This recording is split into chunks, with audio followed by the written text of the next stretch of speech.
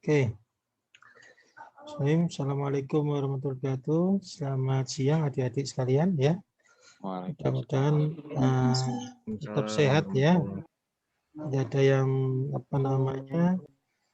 tertular corona ya. Saya harapkan tidak ada ya. Tetap sehat. Oke. Jadi kemarin yang saya minta saya buat materi untuk kuliahnya sudah paham semua tentang penentuan kapasitas ya.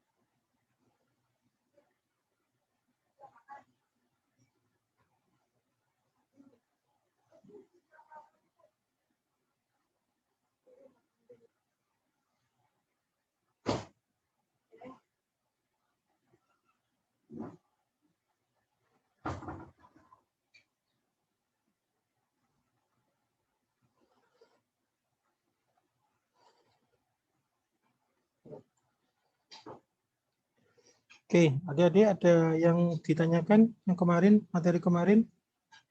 Belum, kalau tidak ada maka saya lanjutkan materi yang selanjutnya ya. Ada yang ditanyakan kah? Mungkin cukup dulu, Pak. Oh, cukup. Oke. Jadi cuma sekilas ya.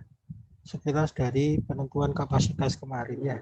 Jadi dalam penentuan kapasitas ini ya, jadi kan Anda hitung berdasarkan konsumsi, produksi ya, terus ekspor dan impor ya.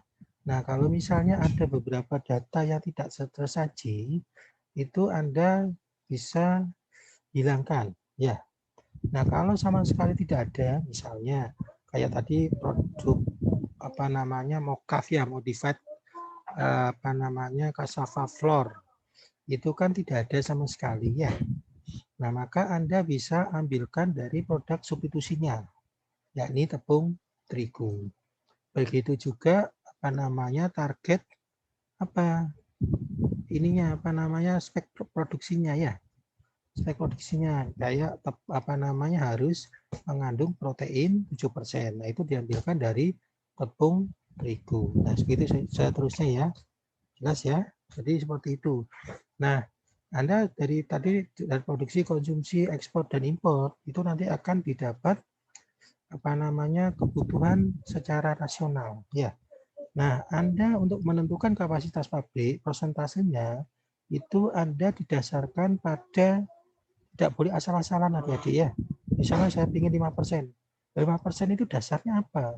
Jadi harus tahu ya. Kayak gini, 5%. Jadi dengan 5% bahan baku ini, suara saya kedengaran ya? Halo, suara Pak. Dengar, Pak.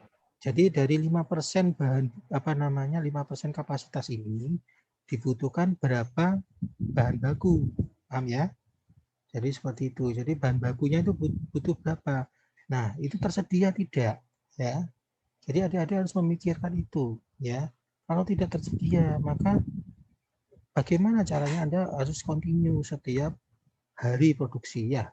Masa pabrik Senin Kemis kan nggak mungkin ya. Terus yang kedua adalah Anda lihat supply-nya ya. Jadi kalau kompetitor Anda itu kapasitasnya, misalnya kebutuhan nasional itu 1 juta ton ya. Terus sudah disupply oleh konsumen oleh kompetitor Anda itu 950.000 ton. Nah, otomatis kan tinggal 50.000 ton ya. Sedangkan Anda kapasitas pabrik Anda ada buat 300 ton. Nah, 300.000 ton. Nah, ini jelas Anda akan bersaing dengan kompetitor yang sudah established. Ini akan susah. Karena yang sudah established itu paling enggak itu sudah punya jejaring ya. Sudah punya konsumennya. Nah, Anda baru mulai. Ya, jadi itu Anda harus juga pikirkan. Itu masalah supply tadi ya. Tadi ketersediaan bahan baku. Terus yang ketiga, masalah head cost-nya. Apakah sudah dengan 5% kapasitas ini, semua kebutuhan itu sudah tercukupi tidak overhead cost. Terus kemudian Anda kan ditarget oleh pemegang saham ya untuk menghasilkan. Nah, ini sudah ini tidak. Nah, itu ya. Itu yang Anda harus pikirkan. Nah, ini mohon maaf. Oke, sudah. Ternyata sudah terrecord ya. Oke. Nah, itu Anda yang harus Anda pikirkan. Terus yang keempat, apa kira-kira? Kira-kira apa kalau sudah membaca dari slide saya? Overhead cost. Terus kemudian apa lagi? Margin keuntungan. Keuntungannya itu sudah sesuai dengan yang diinginkan para pemegang saham tidak? Ya. Jadi itu adalah 4 alasan Anda menentukan kapasitas pabrik itu 5% dari kebutuhan nasional. Kalau itu sudah tercukupi, ya enggak apa-apa, gitu ya. Ya. Di sini ada pertanyaan sebelum saya lanjut ke materi selanjutnya. Adik-adik, jelas? Jelas, Pak. Jelas, Pak. Jelas ya. Oke, jadi yang pertanyaan-pertanyaan itu sudah terjawab ya. Saya sudah menjawab pertanyaan adik-adik melalui Komting ya. Jadi itu. Oke. Jadi kalau misalnya nanti ada pertanyaan saya, jadi pada saat nanti pengujinya saya, itu pasti akan ditanyakan masalah itu ya, adik-adik ya. Jadi adik-adik harus paham ya. Jadi kalau ada dosen ya, dosen pabrik ngomong bahwa penentuan persentase itu sembarang terserah adik-adik itu salah ya. Jadi itu tidak benar. Jadi di kapasitas itu Anda harus berhitung ya. Jadi namanya nanti ada feasibility study. Jadi secara teknis memungkinkan, secara ekonomi mungkin dan sebagainya ya. Itu harus dilihat ya dengan kapasitas gitu. Anda tahu bahwa untuk pabrik pabrik semen, tahu nggak kapasitasnya? Adik-adik sudah baca? Pabrik semen berapa yang ekonomis, secara ekonomis? Ya kapasitasnya? Ada yang sudah baca slide saya? Dek? Halo? 2 sampai 3 juta ton, Pak. Ini siapa yang jawab? Halo? Ya, giga, Pak. Siapa? Giga. Oke, ya itu berarti sudah baca slide saya ini ya. Di pabrik semen itu 2 sampai 3 juta ton per tahun. Ini adalah pengalaman dari industri-industri ya. Jadi kalau misalnya adik-adik di bawah 2 juta atau di atas 3 juta mungkin ya. Mungkin bisa ekonomis, mungkin saya bilang. Harus ada visibility study karena skillnya itu kan juga kapasitasnya itu kan enggak 100% ya.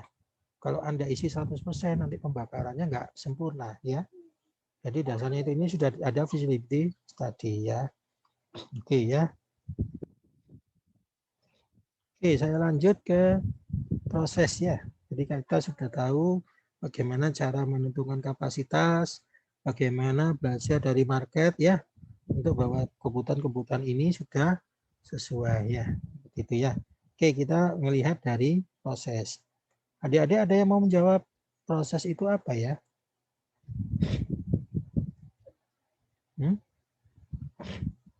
Apa proses itu?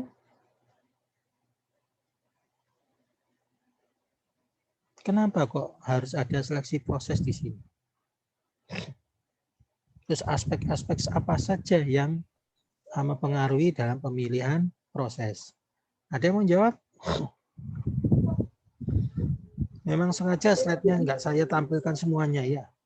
Jadi biar adik-adik juga paham ya. Apa? Ada yang mau menjawab?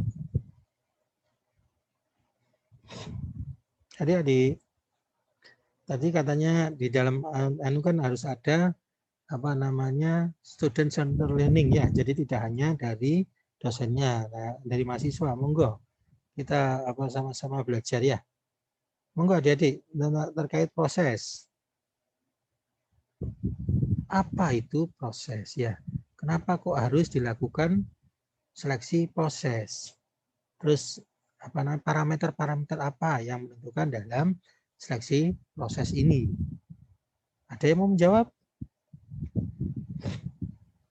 Monggo kalau mau menjawab. Izin menjawab Pak ya. Ya, Mas siapa ini? Giga Pak. Mas Giga. Udah tadi Mas Giga terus ya. Nanti yang A Mas Giga sendiri ya. Monggo Mas Giga. Ya, untuk seleksi proses itu kenapa harus dilakukan? Untuk mendapatkan produk-produk dengan hasil yang terbaik. Makanya kita melakukan seleksi di pemrosesannya. Terus untuk aspek yang diperlukan pada saat proses itu terjadi itu dibagi jadi dua, Pak. Ada DE sama reaksi samping. DE apa DE? Ada dextrose equivalent. Itu kan langsung contohnya ya.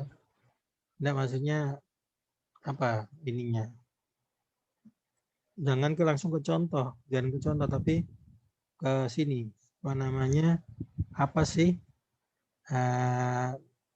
reaksi-reaksi yang terjadi? Ya, kan kemarin ada produk ya, sama byproduct sama impurity. Ya. Terus ya energi nanti beda lagi ya. Oke, monggo. Untuk di prosesnya itu ketika sebuah reaksi terjadi pasti ada reaksi samping sama reaksi utama sama reaksi samping. Oke. Ya.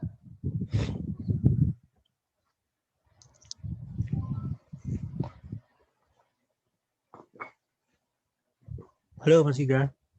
Oh iya, halo Pak. Ya, ada reaksi utama sama reaksi samping. Kemudian ada kayak apa ya? Dari reaksinya berarti Pak ini.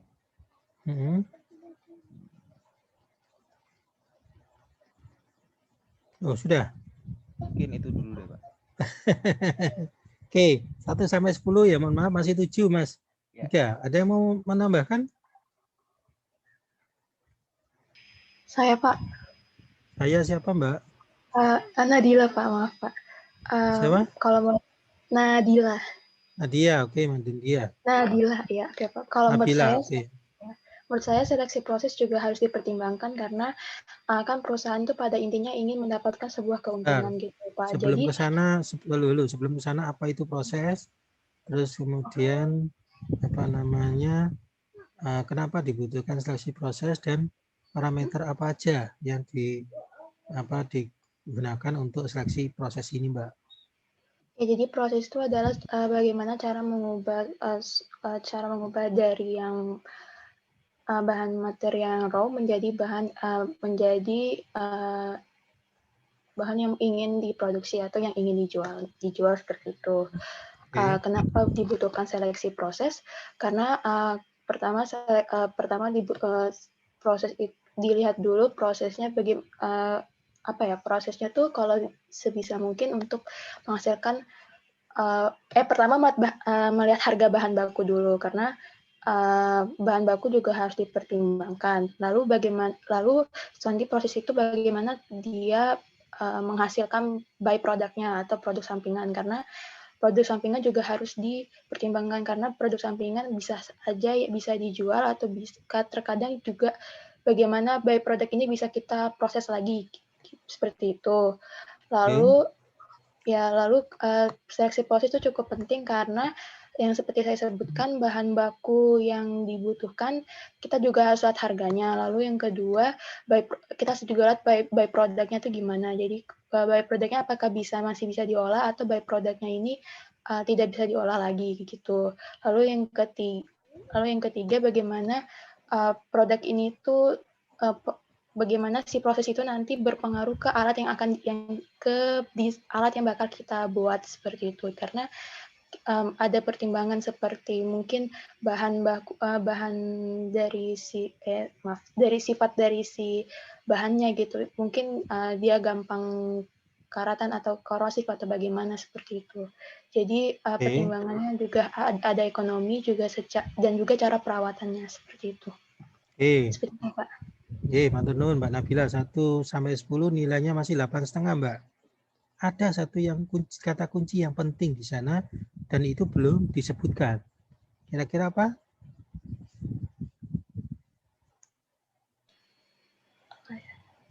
Yang menambahkan atau Mbak Nabila? Ada satu kata kunci penting. Visible udah, untung udah. Apa ya Pak? Kurang tahu Pak. Oke, ya terima kasih Mbak Nabila. Ada satu lagi sebelum saya jawab, adik-adik.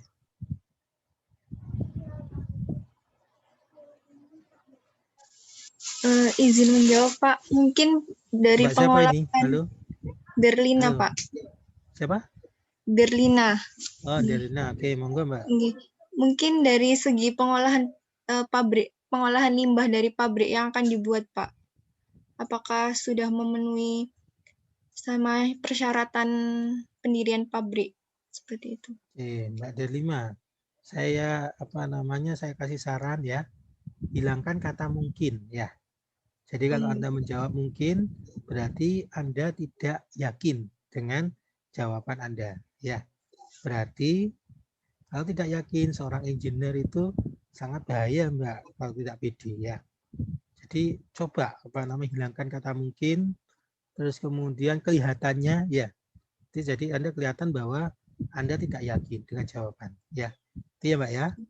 Oke. Masih ya sekitar 8,75 lah. Ada satu kata lagi. Pak Nadila, mungkin ketersediaan bahan baku Pak, seperti utilitas seperti itu di seleksi proses dipertimbangkan. Oke. Ya, jadi gini, ya saya jawab. Oke. Jadi gini ya adik-adik, jadi proses itu adalah bagaimana mengkonversi bahan baku atau bahan setengah jadi menjadi bahan apa?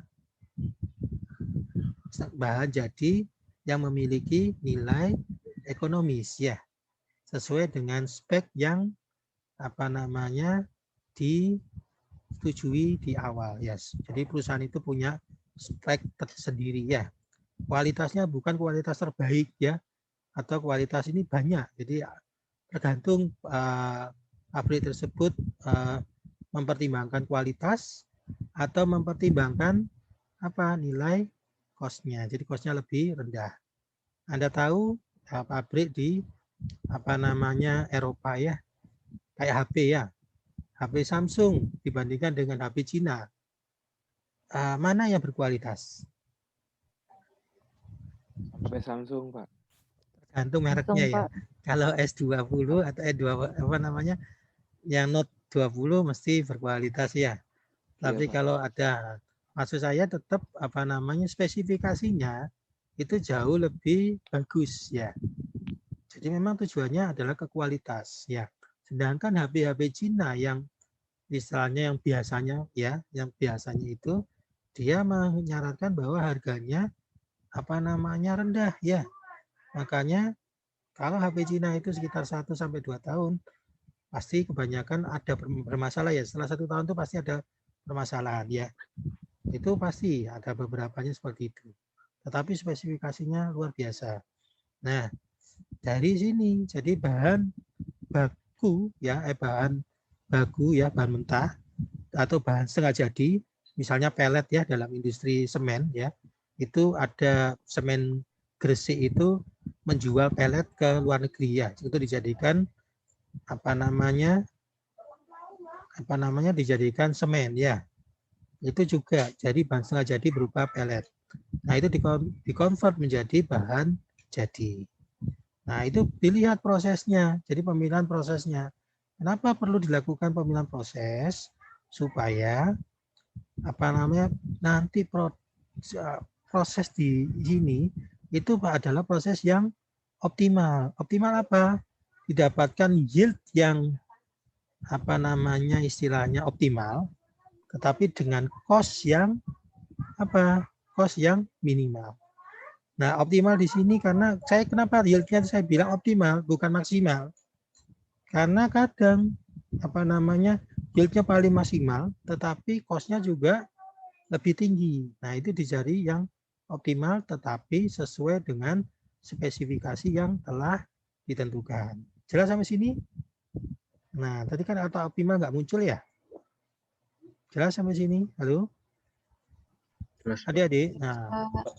Nah, terus kemudian apa? Proses ini harus visible.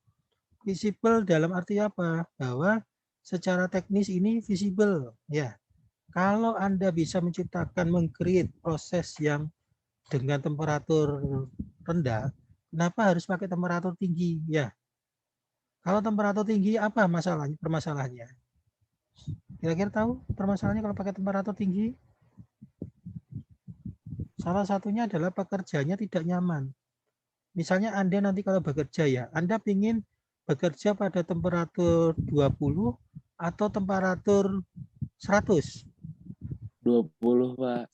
Atau 1000. Ya kan secara naluri manusia itu ingin temperaturnya yang rendah. Nah, coba Anda desain bagaimana caranya supaya temperatur itu bisa lebih rendah. Jadi safety ya. Selain itu dari sisi safety-nya, jelas temperatur yang 20 atau 30 lebih safety daripada yang temperatur 1000 ya. Karena begitu orang kalau kena panas terus ya, bekerja, itu kan otomatis human error-nya ya, kalau orang kecapean ya, begitu orang kan kena panas terus itu kan pasti akan capek ya, mudah capek. Dibandingkan orang yang suhunya 25 atau 30. Begitu juga kalau suhunya terlalu dingin, ya 5 derajat, jelas orang juga akan tidak nyaman ya. Jadi dibutuhkan seleksi yang benar-benar visible secara teknis, secara safety ya, dan secara cost maupun secara teknisnya. Jadi itu yang harus diperhatikan. Nah, secara lingkungan environmental jelas harus. Kenapa? Karena begitu Anda menciptakan limbah ya, limbah di sini istilahnya tidak bisa dijual, byproduct atau produk turunan yang tidak bisa dijual sehingga menyebabkan perusakan lingkungan ya. Ini juga akan cost juga ya. Jadi lambat laun ke depan ya banyak peraturan-peraturan yang menyebabkan bahwa secara safety ya. Jadi 14.000 berapa ya.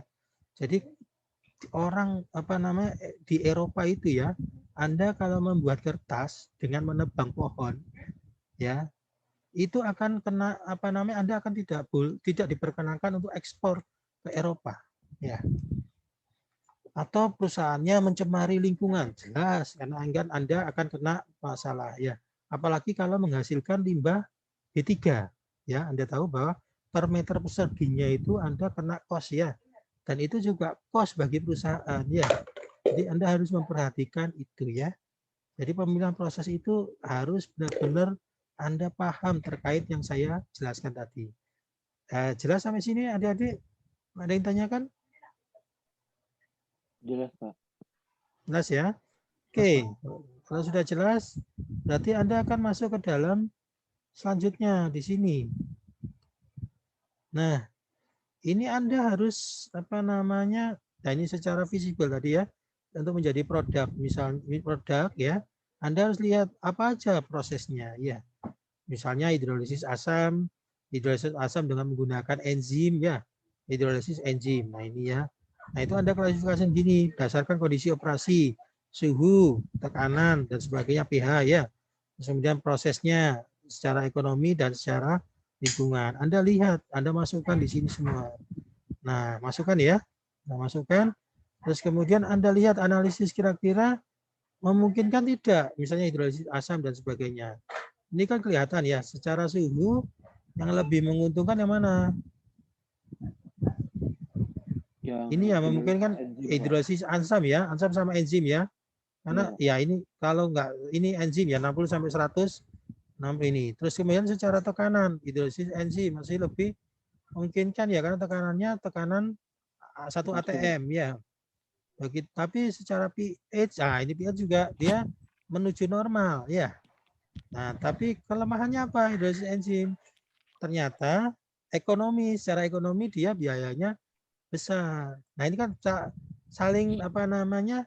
Satu sisi secara teknis dia menguntungkan, tapi secara ekonomis dia tidak menguntungkan, Untung, ya. Pak.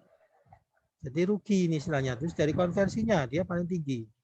Nah, ini ya. Jadi kita harus punya apa namanya? Bisa mengetahui bobotnya, ya. Jadi melihat dari kondisi operasi, proses, ekonomi dan lingkungan. Karena mau nggak mau ini kan saling bertubrukan. Dan dia ya. Jadi melihat ya bahwa di sini bahwa secara enzim itu secara operasi dia menguntungkan, tetapi secara ekonomi dia tidak menguntungkan. Karena kenapa?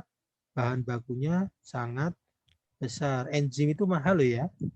Nah, bila dibandingkan dengan apa namanya hidrolisis asam, dia biaya bahan bakunya jelas sangat kecil. Tapi kondisi operasi ini dia sangat apa namanya tidak kurang safety karena tinggi tekanan sama temperaturnya. Begitu juga untuk menghasilkan proses deksosanya ini ya, kandungannya dia rendah di sini Pak, sedangkan enzim dia sangat tinggi. Ini diperlukan satu analisa pembobotan. Kalau apa nama yang pernah saya ajarkan ya, itu ada namanya analisis hierarki proses. Sudah punya softwarenya semua adik-adik? Expert Choice? Halo? Sudah? Sudah punya Pak. ya? Ya, monggo Sudah, nanti Pak. di apa namanya di share ya ke teman-teman yang belum punya ya.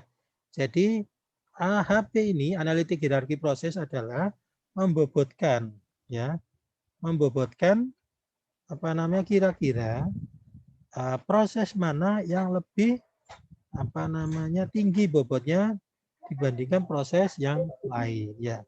Terus kemudian kriterianya juga akan tahu nanti selain misalnya hidrolisis asam mempunyai bobot 0,8 ya. Jadi lebih tinggi dibandingkan dengan yang lain. Berarti hidrolisis asam itu memungkinkan dalam proses pembuatan dekstosa ya. Terus kemudian kriteria-kriteria ini kita akan tahu di analitik hierarki proses. Misalnya bobot dari proses itu memiliki nilai yang lebih tinggi dibandingkan dengan bobot yang lain. Jadi berarti yang menentukan dalam proses pembuatan dekstosa ini adalah proses apa namanya? Proses ya. Loh, ini kok cuma 40 menit ya saya ya. Nanti gabung lagi ya adik-adik ya. Iya, Jadi Pak. padahal saya sudah pakai ya. Sudah pakai apa namanya? Premium. Classroom premium. Berarti mungkin memang apa namanya? ITS langganannya kayaknya kurang besar ya. Jadi mungkin langganannya baru 1000 user, tetapi yang pakai 2000. Jadi yang menyebabkan yang lain akan turun ya. Oke, tidak apa-apa ya, mau bagaimana lagi ya. Yang penting kita maksimal. Oke, dari sini, nah ini ya saya bilang tadi. Jadi ini adalah yang dinamakan dengan hierarki ya, struktur hierarki dari pembuatan dekstosa. Nah, Anda di sini adalah goalnya ya. Jadi goalnya itu apa? Produksi high fructose syrup ya HFS. Nah, bagaimana menciptakan produksi virus ini, sirup ini yang dari sisi aspek proses, kondisi operasi, ekonomi dan lingkungan ini yang paling baik ya. Di sini ada kriteria-kriterianya ini ya, kriteria itu aspek proses, kondisi operasi, aspek ekonomi dan lingkungan ya. Ini adalah subkriteria. Jadi aspek proses itu mempunyai di sini ada apa kandungan dextrose, terus apa reaksi samping ya. Begitu juga ini aspek kondisi operasi yang menentukan adalah dari sisi tekanan, temperatur, pH ya. Mungkin Anda bisa analisa lagi ya. Jadi supaya hierarki ini lebih decision-nya itu lebih bagus ya. Karena Anda semakin bisa menentukan kekomplekan dari kriteria ini bisa membuat apa namanya nanti validasi dari hasil produksi high fructose HFS ini ya, high fructose syrup ini lebih baik ya. Itu dikarenakan dengan kevalidan dari kriteria ini ya. Nah, ini di sini ada goal namanya goalnya ya. Ini alternatif prosesnya. Alternatifnya apa? Ada hidrolisa asam enzim dan hidrolisa enzim ya. Ini adalah apa namanya kriteria alternatif proses. Jelas ini sampai sini adik-adik dalam penentuan hierarki ini. Jadi tidak boleh sembarangan Anda menentukan ya Anda harus punya dasar apa aspek proses itu ya Anda definisikan. Terus dalam aspek proses ini ternyata ada dua variabel yang sangat menentukan apa dextrose dan reaksi samping. Nah ini harus ada adik harus benar-benar faktor ini yang mempengaruhi dari aspek proses. Seperti itu. Begitu juga yang lainnya ya. Jadi nanti pada saat Anda memilih ternyata hidrolisa asam itu merupakan yang terbaik ya untuk produksi high fructose syrup itu adalah karena dasar dari kriteria ini ya. Jadi yang ini adalah kriteria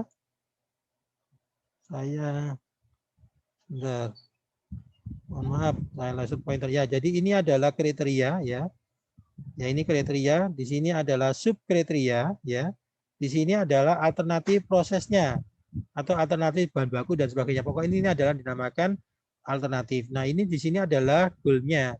Jadi goal-nya adalah produksi high fructose syrup. Oke, ada yang ditanyakan di sini? Adik-adik?